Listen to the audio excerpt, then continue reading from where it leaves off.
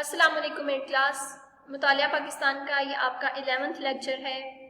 ہم نے long question نمبر 2 نظریہ پاکستان کے عناصر سے سٹارٹ کیا ہوا ہے، جس میں ہم نے پہلے عقائد کے بارے میں پڑھا، پھر عبادات، قانون کی حکمرانی، پھر لاسٹ لیکچر میں ہم نے اخوت و مساوات کے بارے میں پڑھا، اور آج ہم نے عدل و انصاف سٹارٹ کرنا ہے.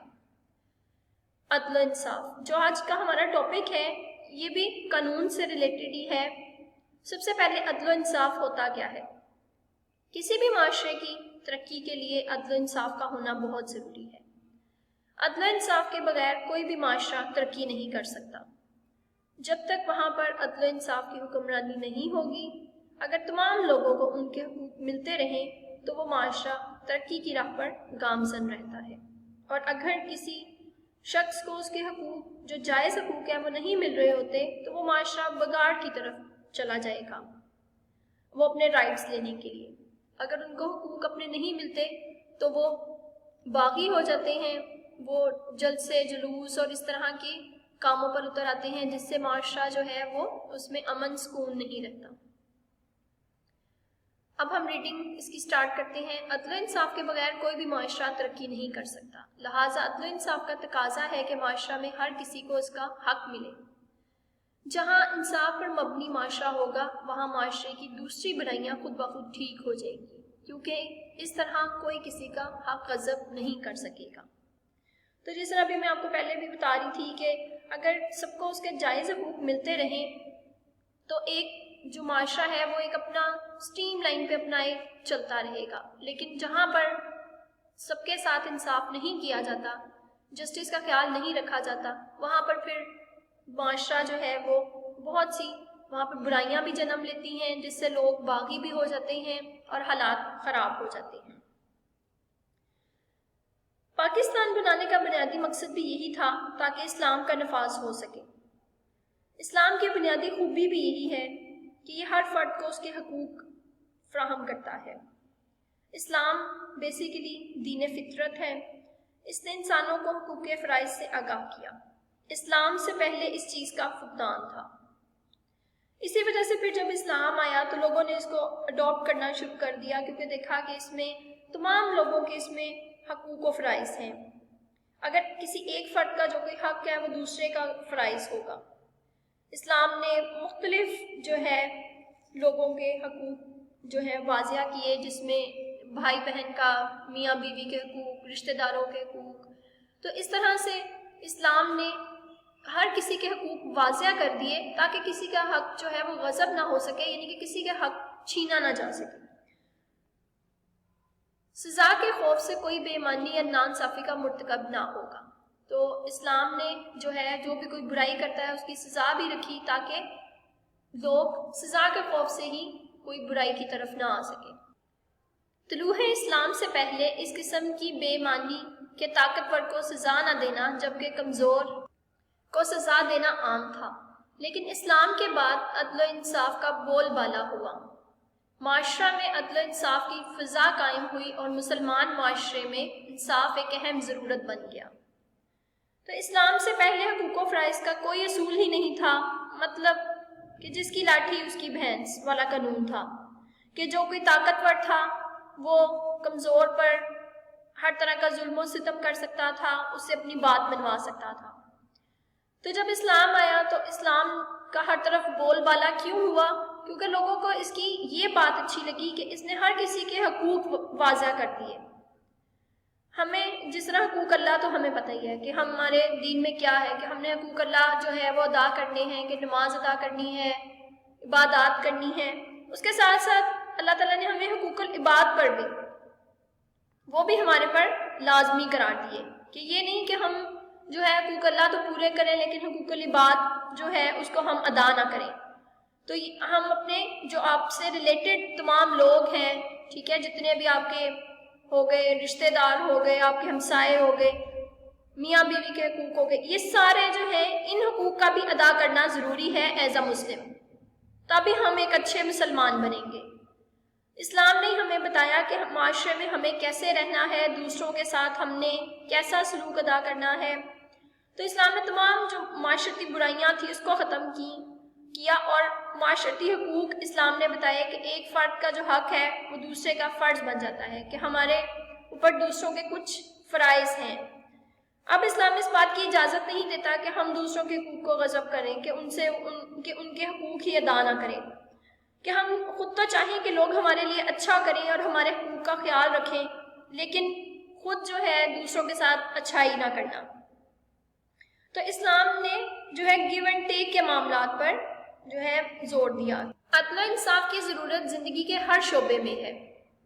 عدل و انصاف کے نفاذ کو ممکن بنانا عدالتی نظام کی ذمہ داری ہے۔ اس مقصد کے لیے عدالتوں کا آزاد ہونا ضروری ہے۔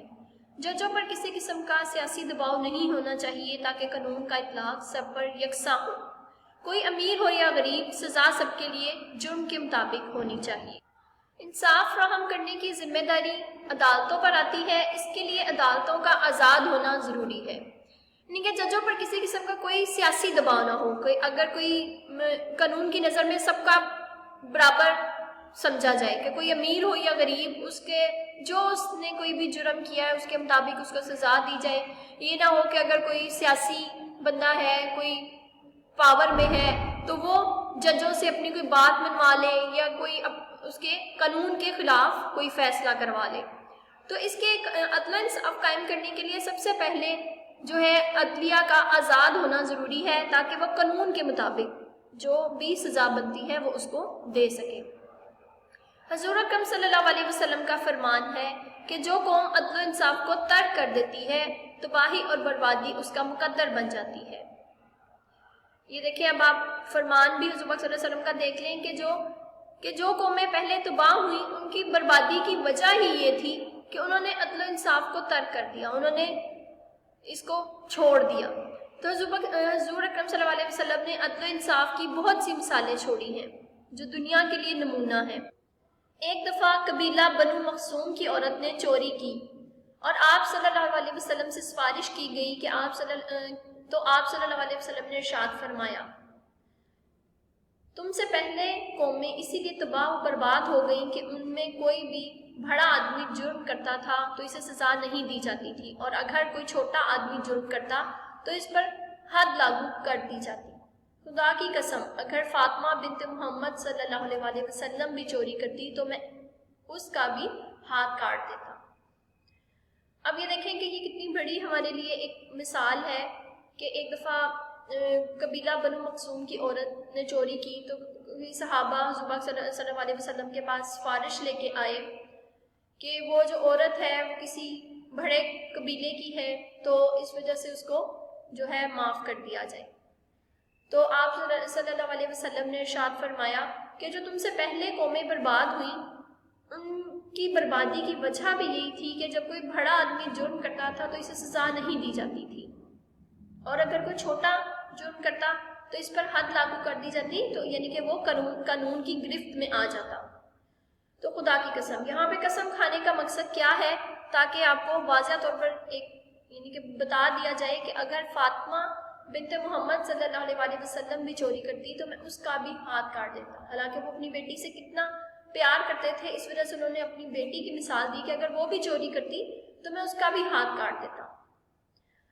تو اسی طرح اسلام نے مختلف جرم کرنے پر مختلف سزائیں جو تھیں وہ اس وقت جو ہیں اسلام نے رکھی، تاکہ لوگ اس سزاؤں سے ڈر کے ہی جو ہے جرم کرنا چھوڑ دیں۔ تو اب عدل و انصاف کی اہمیت سے انکار نہیں کیا جا سکتا، کیونکہ کوئی بھی معاشرے میں قانون کی بالادستی سے معاشرہ دن دگنی رات چگنی ترقی کرتا ہے، کہ جہاں پر جس معاشرے میں بھی عدل و انصاف قائم ہوگا وہاں پر اور قانون کی بالادستی ہوگی، ٹھیک ہے، وہاں پر دن دگنی اور رات چگنی ترقی ہوگی کہ لوگ ڈریں گے کہ اگر ہم یہ کام کریں گے تو ہمیں اس کی یہ سزا دی جائے گی، اور جہاں پر جو طاقتور ہے وہ آزاد ہوں گے، وہ قانون کی گرفت میں نہیں ہوں گے، تو وہ کوئی بھی جرم کرتے پھریں گے اور ان کو کوئی پوچھنے والا نہیں ہوگا۔ اب ہم نے یہ جو عدل و انصاف پڑھا ہے، اب اس میں سے ہم دیکھتے ہیں ہمارے جو بھی کوئی کوشچنز بنتے ہیں، کیا اس میں سے شارٹ کوشچنز بن سکتے ہیں۔ اسلامی معاشرہ اپنے رہنے والوں سے کیا تقاضا کرتا ہے؟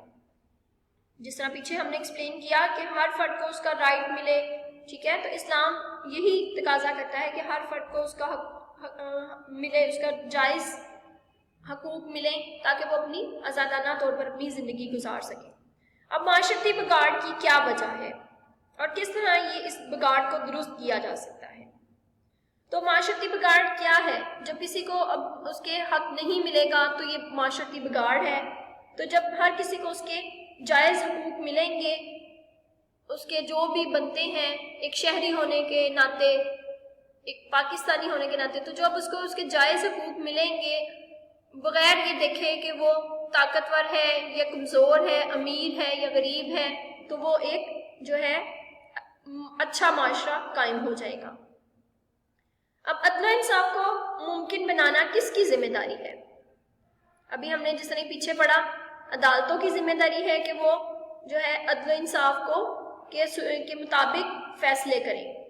اب کوشچن دیکھیں، قبیلہ بنو مخزوم کی عورت نے چوری کی تو اس کی سفارش کے موقع پر آپ صلی اللہ علیہ وسلم نے کیا ارشاد فرمایا؟